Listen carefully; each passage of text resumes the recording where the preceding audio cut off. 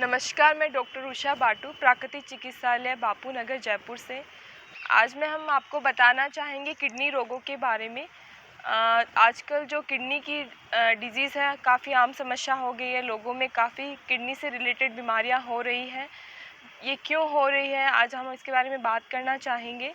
जिस प्रकार जैसे-जैसे एलोपैथी जो लोग मेडिसिन लेते जा रहे हैं, सबसे ज़्यादा होता है वो किडनी पे ही इफ़ेक्ट होता है, जिसकी वजह से वो अपना काम करना बंद कर देती है और हमें किडनी जैसे रोग हो जाते हैं। तो हम बताना चाहेंगे कि किडनी में किस प्रकार का आहार होना चाहिए, क्या किस प्रकार की योग होनी चाहिए। अगर हम किडनी की रोगों से बचना चाहते हैं तो हम इन चीज़ों का पालन करना चाहिए। हमारे कई चैनल में हमने प्राणायाम, योग, काफ़ी बीमारियों के बारे में आपको बताया है। इसी प्रकार हम किडनी रोगों के बारे में भी आज चर्चा करेंगे। जैसे किडनी आजकल जो समस्या है, ना केवल एक एज फैक्टर के अकॉर्डिंग बच्चों में भी काफ़ी देखी जाती है। इसका कारण हेरिडिटी भी होती है, जैसे मम्मी पापा में जो समस्या होती है, नाना नानी में जो समस्या होती है, बच्चों में भी वो चीज़ आ जाती है। इसके अलावा हमारी लाइफस्टाइल, जो कई तरह की बीमारियां होती हैं, किडनी भी उनमें एक आम समस्या होती है, जिससे जो क्रिएटिनिन लेवल होता है वो 1.5 से ऊपर जब हो जाता है तो किडनी इन्फेक्शन, और जब ये बढ़ता है और बढ़ जाता है तो किडनी फेलियर जैसी समस्या भी आ जाती है, जिससे उनको डायलिसिस पे रखा जाता है। और जब एक बार डायलिसिस पे जो व्यक्ति आ जाता है तो उसका रिकवर होना काफ़ी मुश्किल हो जाता है। तो हम ऐसी समस्या आने ही ना दें कि हम डायलिसिस पे जाएं।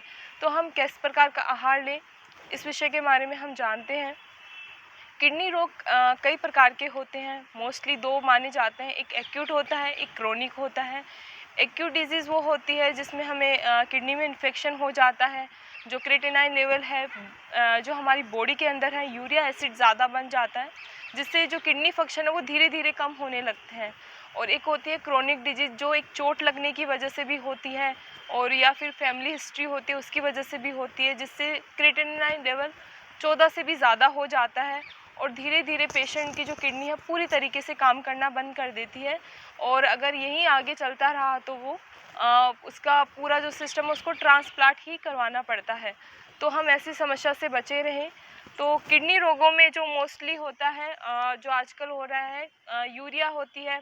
जिस प्रकार का आहार हम लेते हैं, काफ़ी मात्रा में यूरिया का यूज़ होता है, डीटीपी होता है, जो किडनी को काफ़ी इफ़ेक्ट करता है। तो डाइट में ऐसी चीज़ें लेते हैं जो क्रिएटिनिन लेवल को कम करता है, साथ में यूरिया को भी कम करता है। बट हम आजकल जो लाइफस्टाइल जीते हैं, जिस प्रकार का आहार खाते हैं, वो यूरिया को बढ़ा रहा है, क्रिएटिनिन लेवल को बढ़ा रहा है, हमारी बॉडी में पोटेशियम को बढ़ा रहा है। किडनी का काम क्या होता है, क्योंकि जब तक हम किसी चीज़ के बारे में जान नहीं लेते, हम उस पर काम भी नहीं करते। किडनी होती है हमारी बॉडी से यूरिया के जो लेवल होता है उसको कम करता है। इसके अलावा हमारे ब्लड को प्योरीफाई करता है।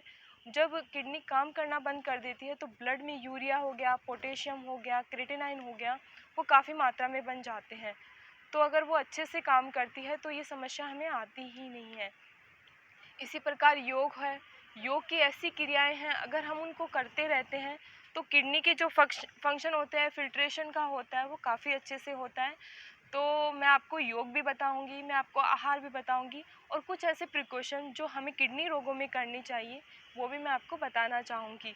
क्योंकि मोस्टली किडनी होने का कारण ना केवल जो लाइफ स्टाइल की डिजीज़ है, जैसे बीपी बढ़ गया, शुगर लेवल आपका बढ़ गया, तो अगर ये समस्याएं भी आपको होती है तो किडनी रोग होने की आपको संभावना होती है।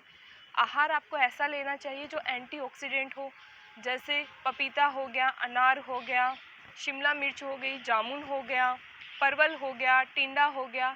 इस प्रकार की सब्जियां, फल अगर हम सेवन करते हैं तो किडनी रोगों से हम बच सकते हैं। क्योंकि जो किडनी का जिस प्रकार काम होता है फिल्ट्रेशन का, शरीर से गंदगी, जो वेस्ट मटेरियल होता है उसको बाहर निकालने का जो काम होता है, अगर हम वैसा ही हम आहार लेते हैं, डिटॉक्स डाइट हम लेते हैं, तो उसका काम कम हो जाता है। उस पर जो दबाव होता है, तनाव होता है, वो कम हो जाता है। तो अगर हम आहार में परवल, लौकी, पपीता, जामुन, रस भरी, ये एंटीऑक्सीडेंट फूड लेते हैं तो ये हमारे लिए अच्छा है। इसके साथ साथ में अनाज में हम गेहूँ लें, बाजरा लें, जो मौसम के अनुसार मिलने वाले जो अनाज हैं वो भी हम टाइम टू टाइम सेवन करते रहें। और योग में मैं बताना चाहूँगी, अगर आप डेली 15 से 20 मिनट योग को देते हो, सॉरी प्राणायाम को देते हो, तो वो आपके शरीर में जो यूरिक एसिड होता है, क्रिएटिनाइन लेवल होता है, उनको काफ़ी कम करता है।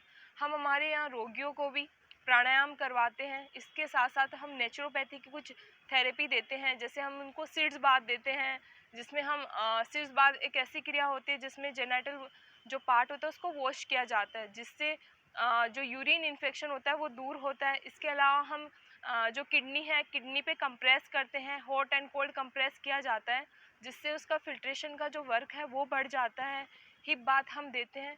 तो नेचुरोपैथी के साथ साथ हम डाइट, योग, अगर इन सारी चीज़ों को साथ में लेकर चलते हैं तो किडनी जैसे रोगों से हम बच सकते हैं। और इसके अलावा हमें कुछ चीज़ों से बचना चाहिए। तनाव नहीं रखना, चाय, कॉफ़ी, अल्कोहल, इन रोगों का सेवन ना करना। इसके अलावा बीपी और आपका शुगर लेवल है वो हमेशा कंट्रोल में होना चाहिए। अगर जब तक आप अपनी बीपी और शुगर को कंट्रोल नहीं करते हो तो आप किडनी रोगों से भी नहीं बच पाते। इस प्रकार आप इन चीज़ों का सेवन करें। और हमारे जो प्राणायाम का हमने वीडियो बना चुके हैं, आप उन प्राणायामों का अभ्यास करें तो आप किडनी रोगों से बचे रह सकते हैं। धन्यवाद।